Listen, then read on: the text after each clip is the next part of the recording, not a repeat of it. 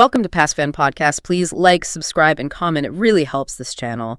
New Orleans, a city, built on rhythm, on water, on history. The name itself just conjures this whole world of brass bands and humid air, thick with the scent of spices. It's a place of incredible life. It really is. A unique, resilient culture. But today, we're going back to a period between 1918 and 1919, a time when this vibrant metropolitan area was just seized by this period of intense, unrelenting terror. An unseen, silent figure began visiting homes in the deepest hours of the night. Our goal today is to really analyze the source material around this figure, who the press quickly started calling the Axeman. We're going to explore how a series of relentless, really severe assaults brought an entire city to its knees. And it all culminated in one of the strangest nights in American history. A night where the only defense against doom was? Well, it was music. Our mission here is to move beyond, the simple narrative and give you the deep context. We need to understand the environment of 1918, the chaos that allowed a figure like this to operate in the first place. Right.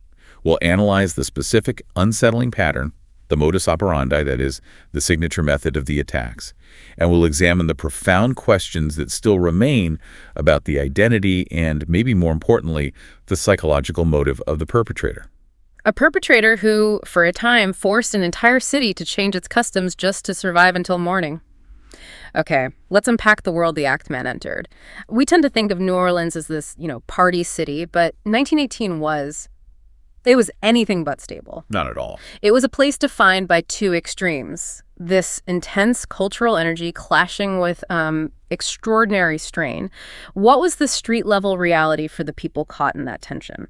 It was a time of incredibly stark contrast. On one hand, you absolutely had that vibrant surface energy.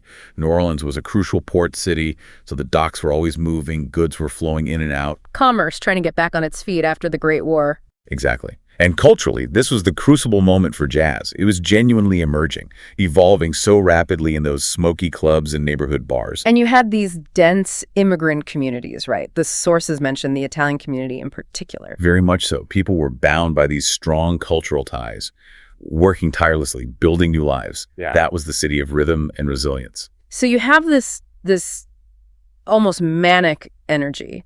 But our sources show the city was also profoundly vulnerable. What were the specific factors stressing the population to a breaking point even before the assaults began? The stress factors were compounding. First, the aftermath of World War I. That was a heavy emotional and economic burden. The casualty lists were long, and many of the men who did come back were grappling with severe trauma, changes in employment.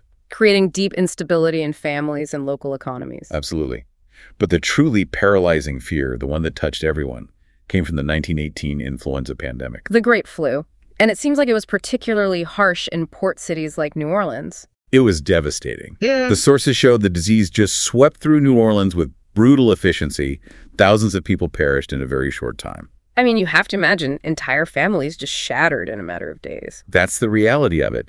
And it left this pervasive systemic fear, not just of disease, but of instability, of sudden loss, a sense that outside forces could strike you down without any warning, no matter your wealth or position. So when a society is already saturated with that kind of generalized anxiety, any new focused threat gets magnified exponentially. This environment of pre-existing, deep-seated dread, it really provided the perfect camouflage. That atmosphere of fragility, of this generalized fear, it raises the immediate question of protection. Who could citizens turn to for safety? Let's pivot to what law enforcement resources look like, because the systemic failure here is a critical part of the story. It's essential. For anyone listening, you have to recognize the critical differences between 1918 policing and what we know today. The New Orleans police force was, it was underfunded, often operating on political patronage, not merit, and just fundamentally overwhelmed. Overwhelmed by the city's volume of crime and social tension. Right. And crucially, they lacked the tools we consider standard. We hear a lot about the lack of modern forensic science in that era. In practical terms, what did that mean for investigating a complex case like this? It meant that the foundational pillars of modern criminology just didn't exist. There was no established national fingerprint database. The system was rudimentary, highly localized. And DNA analysis was what, science fiction at that point? Oh, completely. The concept wasn't even on the horizon. And standardized crime scene protocols, The careful collection of fibers, hair, microscopic evidence that was either non-existent or just ignored. So crime scenes would get contaminated. Immediately. By first responders, by curious neighbors. It was chaotic. So if they couldn't rely on physical forensic evidence, what did 1918 law enforcement use to solve major crimes? They relied heavily on eyewitness identification, on a suspect's alibi, and sometimes quite forcefully on securing a confession. So very person to person. Very. They used intensive physical surveillance. Some departments were starting to use early systems like the Bertillon system, a method based on precise body measurements, but it was complex and difficult to apply in a fast-moving investigation. So if you have a perpetrator who is silent, unseen, and leaves almost nothing behind operating at night, the police capability to investigate that basically collapses. Precisely. It created the perfect scenario for an invisible attacker to flourish. If the perpetrator avoided being seen at the scene, washed his hands, and left no living, conscious witnesses, the investigation would hit a dead end almost immediately. It wasn't just an inconvenience, it was a devastating vulnerability. One that the Axeman, whether he did it intentionally or just by coincidence, exploited perfectly. And we see that vulnerability leading directly to a critical oversight right from the very beginning. Let's detail the first confirmed event, back in May of 1918. This initial assault immediately set the tone for the entire crisis. It happened in a predominantly Italian immigrant neighborhood. A grocer and his wife, Giuseppe and Catherine Maggio, were attacked in their beds while they slept. The assault was savage, completely unexpected. Giuseppe succumbed to his injuries. Catherine survived, though she was badly hurt, but she was completely unable to provide any clear, useful description of the person responsible. And the sources highlight the choice of weapon as the first key sign the authorities misinterpreted. Correct. The weapon used in the Maggio home was an axe. But here's the critical detail. It was taken from the victim's own shed, found right outside their home. Explain that oversight, because the failure to see the larger pattern here is the single biggest factor that allowed the Axeman to continue. The police had a strong but ultimately faulty theory guiding them. Italian grocers, particularly those who owned stores, were often targeted in that era for cash kept at home. Because banking was sometimes distrusted or just inconvenient for them. Exactly. So if someone broke in for money, it was plausible that they'd just grab the nearest heavy tool, an axe, a hammer, whatever was handy, to incapacitate the occupants. It fit the known profile of an opportunistic crime. So they saw it as a robbery gone wrong. In isolation, yes. As a robbery gone wrong. They completely failed to recognize the sheer excessive brutality and the consistent method that was actually forming. They dismissed it as a single tragic event, unable to even conceive that this was the start of a much larger campaign of terror. What's really remarkable is how quickly that pattern solidified once the attacks started up again. Oh, it became undeniable. Over the next year, the assaults were so consistent that it forced this eventual official acknowledgement that they were dealing with a single dedicated assailant. So what was the signature blueprint of terror? What was the Axeman's consistent MO? The modus operandi was defined by meticulous consistency and, above all, stealth.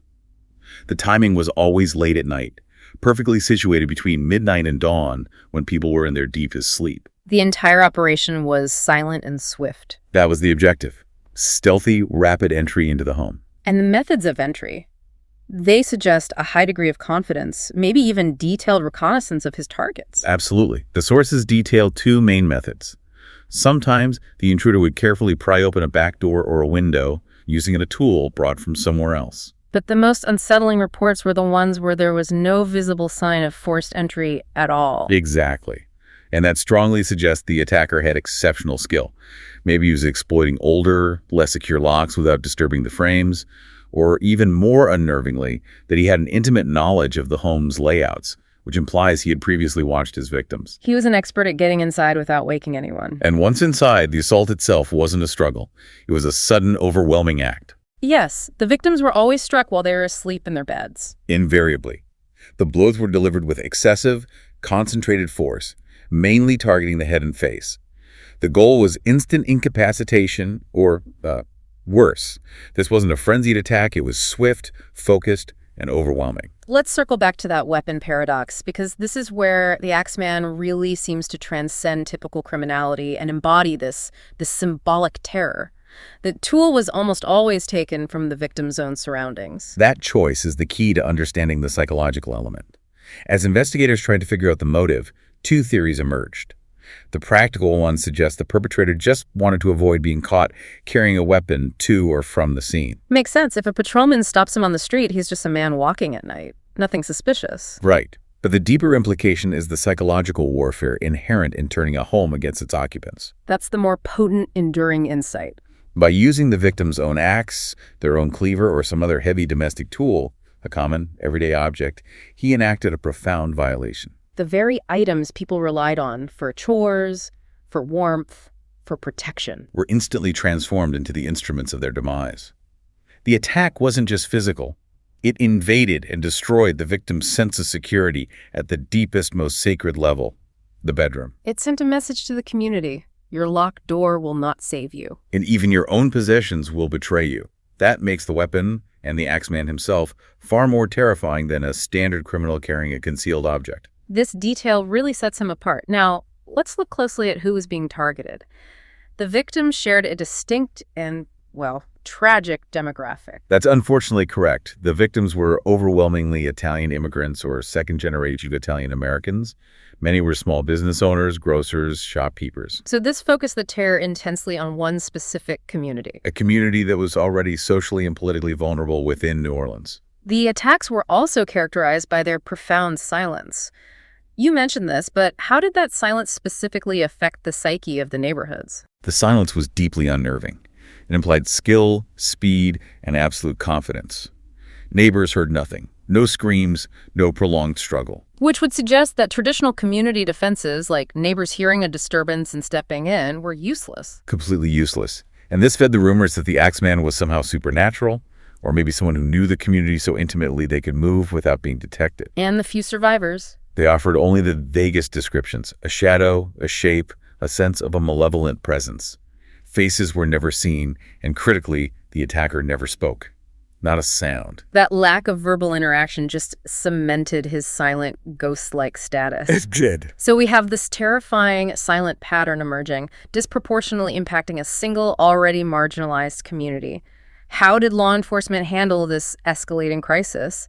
The sources indicate a slow, painful process from denial to forced acknowledgement. Initially, the police resisted the idea of a serial perpetrator. They wanted to see the assaults as isolated incidents, a robbery here, a dispute there. The concept of one person moving methodically through the city was unsettling for them. And, frankly, beyond their established investigative framework, they preferred familiar, compartmentalized explanations. But by 1919, the pattern became impossible to ignore. What changed their official stance? The sheer repetition of the M.O., the nighttime entry, the brutal blows with the victim's own tools, the silent escape, it finally forced them to recognize it.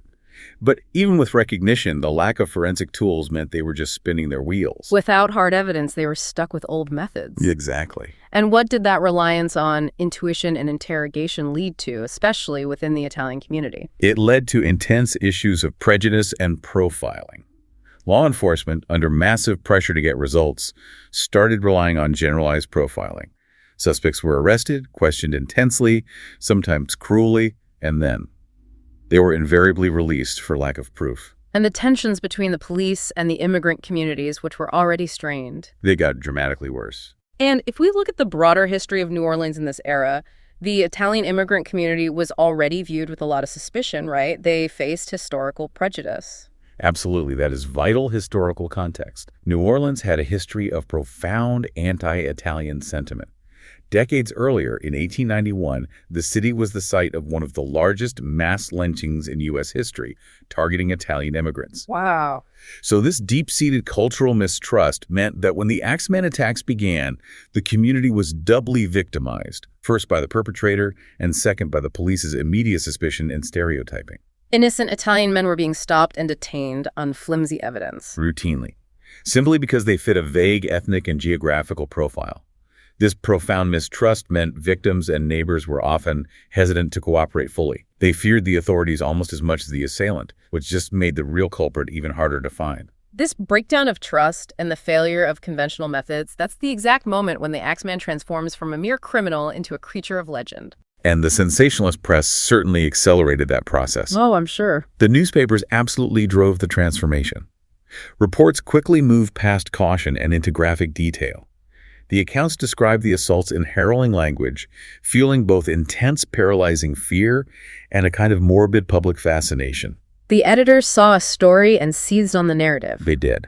And the nickname, the Axeman of New Orleans, that truly stuck. That moniker spread instantly. Through headlines, through street gossip. It was a crucial step because it took this abstract, terrifying threat and gave it a concrete, named, almost cinematic identity. People could talk about him, even if they couldn't describe his face. And how did this pervasive fear physically change the everyday life of the city? The city's entire mood grew dark and heavy. The sources paint a picture of widespread paralysis. Nightlife suffered profoundly, businesses closed early, people just flatly refused to walk alone after sunset. But the deepest change was in the home. In the home, sleep became dangerous. Families dragged heavy furniture to bar their hallway doors. They nailed windows shut. But the most telling detail reported across multiple sources is that lights burned in every window all night long. People refused to sleep in darkness. They feared that silence and shadow invited the man in. So fear became this constant, oppressive background noise, dictating daily routines. Exactly. Children were kept home from school because parents were afraid. Every creak of wood, every unexpected shadow sent entire households into a panic. The Axeman wasn't just a physical threat. He was a psychological dictator, actively shaping the behavior of the entire city. The level of terror was extreme. And just when the city was bracing for the next expected devastating assault, the man himself took the unprecedented step of communicating directly. The city was psychologically fractured, just waiting for the next blow. And then in March of 1919, the perpetrator does something that forever cements his place in American true crime mythology. He communicates directly to the public. The delivery was highly unconventional. Very. He sent a letter, not to the authorities, but addressed to the public, and it was published prominently in the city's newspapers on March 13th. The entire city must have stopped when those headlines appeared. What was the specific content and tone? This was far from a standard warning. The tone was theatrical, dramatic, and intensely unsettling. The author claimed to be a supernatural entity, a demon or a spirit from hell, and he mocked the authorities, positioning himself as this unstoppable, otherworldly force beyond human law. The language was almost playful in its malice. Exactly. It suggested intentional, calculated manipulation aimed at both terrifying and captivating the populace. This was a performance designed to assert complete dominance over the city's collective mind. And within this dramatic letter, he issued an ultimatum. A demand that defines the entire saga. The demand was explicit, and it was tied directly to the soul of New Orleans. The writer announced that on the night of March 19th, he would pass over any household where jazz music was being played. Any home that remained silent that night. He chillingly warned would be visited and assaulted. I can only imagine the psychological calculation there. After months of terror, when all the traditional defenses had failed, how did the citizens respond to a demand like that? The response was absolute mandatory compliance. Skepticism certainly existed, especially among authorities, but it was just. It was profoundly outweighed by months of accumulated terror. The citizens had learned the deadly cost of dismissing the Axeman's pattern. Yes. The mere possibility that he was watching, waiting to see who obeyed, was enough to ensure the entire city participated. The threat successfully blurred the line between criminal reality and supernatural legend. Describe the night of March 19th, 1919. It must have been one of the most unique, surreal experiences in American urban history. It was an unparalleled spectacle of acoustic defiance. Music transitioned entirely from entertainment to a mechanism of survival. Entirely. Jazz literally exploded across New Orleans that night. But this wasn't a celebration. It was survival by sound. Commercial clubs stayed open from dusk until dawn, playing relentlessly, refusing to allow a single moment of silence. Pianos thundering through open windows. Brass horns, saxophones, clarinets echoing down the dark, humid streets, all blending into this cacophonous, continuous noise. And this need for noise went beyond the professional musicians, right? It went into the private homes of average citizens. It reached every corner of the city, illustrating the depth of the panic. Families who didn't own an instrument or even a gramophone, they scrambled desperately to borrow one. The sources describe people buying every record they could find. And hiring amateur street musicians to stand on their porches for hours, just playing loudly and continuously. They played whatever they had. Mandolins, fiddles, simple horns. Fear was transformed into rhythm and noise. Music became a literal, audible barrier against impending harm. And for one night, the city collectively refused to be quiet. This was community action driven not by courage, but by existential dread. And the outcome is the most defining detail of the whole story. The next morning, there were 0 reported attacks. Not a single home was harmed. The city, exhausted and emotionally drained, realized it had survived a night of mandated terror just by turning up the volume. The silence of the Axeman, for once, was a good thing. It was interpreted as the sound of success. This successful compliance throws the source material into intense scrutiny. Was the letter a genuine psychological tactic by the actual perpetrator, or was it an elaborate hoax by an opportunist, maybe a savvy journalist? That debate over authorship remains one of the most enduring mysteries of the case. If the letter was authentic, written by the actual man, it was a breathtaking display of psychological dominance. He wasn't content just taking lives. He was controlling the city's culture. Forcing widespread mandatory participation in a ritual of self-preservation. He demonstrated that he could bend the customs of New Orleans to his whim, inserting himself into the cultural heart of the city and becoming its dark conductor. But the hoax theory is also analytically compelling. It is. Proponents point to the extremely theatrical, flamboyant language, which feels more like newspaper prose than a criminal threat. And the attacks had already become somewhat sporadic by that point. That's another key argument. Under this theory, the culprit may never have intended to strike that night anyway. And a shrewd opportunist, someone deeply familiar with the city's anxieties, exploited the profound fear to become instantly infamous. But regardless of who actually wrote the letter, its cultural and historical significance is undeniable. That's the crucial takeaway. Whether it was a genuine threat or an elaborate prank, the author understood New Orleans perfectly. Jazz was the city's soul. And the demand turned that cultural identity into a form of literal protection. It transformed fear into mass obedience. The perpetrator, whether real or a construct of the press, became a true mythological figure because of this single act. He was no longer just a criminal statistic. He was a character, a legend, who managed to dictate the behavior of an entire metropolitan area without ever lifting a weapon that night. The letter ensured the Axeman would be remembered less as a person and more as a cultural force. After that unprecedented night of mandated music, the intensity of the terror began a slow, unsettling fade. And part of the lingering mystery is just the sheer abruptness of it.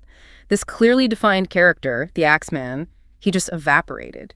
How did the period of assaults finally come to an end? After March 1919, the severity and the certainty of the assaults slowed dramatically. There were a few more sporadic attacks, some of which may have been imitations. But by late 1919, they stopped altogether. They stopped. And the terrifying aspect of it was the lack of explanation. There was no grand finale, no triumphant announcement, and certainly no arrest or confession. The figure just vanished, leaving the city in an unsettling quiet that was almost as nerve-wracking as the chaos that came before it. That lack of closure must have been profoundly frustrating for the police and the public, leaving a void filled entirely by speculation. Without an arrest, what were the prevailing competing explanations for why the attacks stopped? The most standard and straightforward theory is that the individual perpetrator either passed away or simply left New Orleans entirely. Which would account for the sudden, complete stop. Exactly. If the man was driven by a personal compulsion, a sudden, irreversible change in his environment, passing on, getting incarcerated for an unrelated minor crime somewhere else, or just moving away, would immediately cut off the opportunity. But that theory assumes a single individual acting alone. It does. Which is why other theories were explored. Because of the strong concentration of victims in the Italian immigrant community, the possibility of organized crime was investigated extensively. How robust was that theory of mafia involvement? On the surface, it was immediately plausible. The victims fit a demographic sometimes associated with enforcement or intimidation small business owners in a tight-knit community. But the evidence really argued against it. It did. Organized criminals typically operate with a clear strategic or financial motive. Their goal is power, money, or the efficient elimination of rivals. The Axeman's MO, it didn't align with that at all. Right. The sources emphasize the sheer excessive brutality and the general lack of financial gain. Exactly. The attacks were chaotic, personal, profoundly brutal, far more rage-fueled than the typical focused acts of organized crime. And sending that letter, which terrified the general public and drew massive unwanted police and press attention. Deeply counterproductive for a clandestine organization. Very. The evidence suggests the Axeman operated outside the bounds of established criminal networks. What about the third theory, the idea that the Axeman was never one person, but a string of unconnected grudges or inspired copycats, especially after the legend took hold? This is a sophisticated and complex theory. The idea is that the strong pattern in the early assaults might have been a series of isolated conflicts, and that the police and the press just imposed a unified narrative where one didn't exist, simply because they needed an explanation. But the consistency of the early MO makes that difficult. It does. It's hard to dismiss the initial cases as entirely unrelated, but that letter, it certainly opened the door for opportunists. Absolutely. Once the Axeman moniker was established and the city was paralyzed by fear. The psychological conditions were perfect for copycat crimes. Anyone with a grudge or a disturbed mind could commit a domestic assault and have the blame immediately laid at the feet of the reigning legend. So the later assaults in 1919, which were often less consistent, could have been imitations. It's very possible, and it would have further complicated the task of finding the original perpetrator. The question is, when did the real Axeman stop and the imitators begin? We simply can't know. If we connect this back to the investigation, why did the case remain so stubbornly unsolved? It's clear the police were trying, even under immense pressure. The limitations of early 20th century policing were just a decisive barrier. Without forensic technology, without a centralized crime database, without reliable ways to cross-reference evidence, they were operating blind. And crime scene contamination was rampant. And their initial assumptions, like the focus on the Italian community stereotype, meant they were constantly chasing assumptions instead of tangible evidence. Crucial, fleeting opportunities for physical proof were undoubtedly missed. So the investigation reached a permanent, unnerving silence without ever getting a final resolution. That is the lasting reality. The case remains officially unsolved. No name has ever been definitively attached to the full series of attacks. The Axeman exists today only as a collection of fragmented police reports, inconsistent survivor testimonies, and of course that one bizarre dictatorial letter. Which brings us to his legacy. Why does this story continue to endure in the lore of unsolved crime a century later? It endures precisely because of that combination of savage brutality and profound ambiguity. There was no capture, no confession, no closure. The narrative just stops mid-sentence, leaving the community and us as modern analysts to fill that void with speculation and imagination. The Axeman is remembered as a powerful symbol of how myth can grow out of real-world events. And how unanswered questions can linger and perpetually haunt a city's history. And the unique truth of this case, that New Orleans survived this assailant not through law enforcement but through collective audible culture, is just a profound statement. It's the defining feature of the entire saga. New Orleans survived a wave of fatal assaults because its collective culture, its rhythm, its jazz became its mandatory defense. The memory of families locking doors, spending sleepless nights, and playing loud music against the specter of what was out there. It still resonates. It's a remarkable instance where a community facing this deep crisis found a unique cultural way to collectively push back against an overwhelming, invisible threat. So that's the shocking sequence we've unpacked. A city besieged by silent, brutal assaults, the bizarre psychological tactic of turning a victim's own tools against them, and that extraordinary night when paralyzing fear was answered not with traditional resistance, but with relentless survivalist rhythm. The source material clearly shows us that sometimes the most profoundly terrifying stories aren't the ones that end with a definitive answer or a capture. They're the ones that dissolve into silence, leaving imagination, speculation, and fear to perpetually fill the gaps. A final thought for you to consider then. What does it truly mean for a community when their defining art form, their greatest cultural output, becomes their only reliable protection against annihilation? That is the haunting question the Axeman left for New Orleans to ponder forever. Thank you for joining us for this in-depth analysis of the source material. We encourage you to continue your own exploration of that powerful era and the enduring mythology surrounding the Axeman of New Orleans.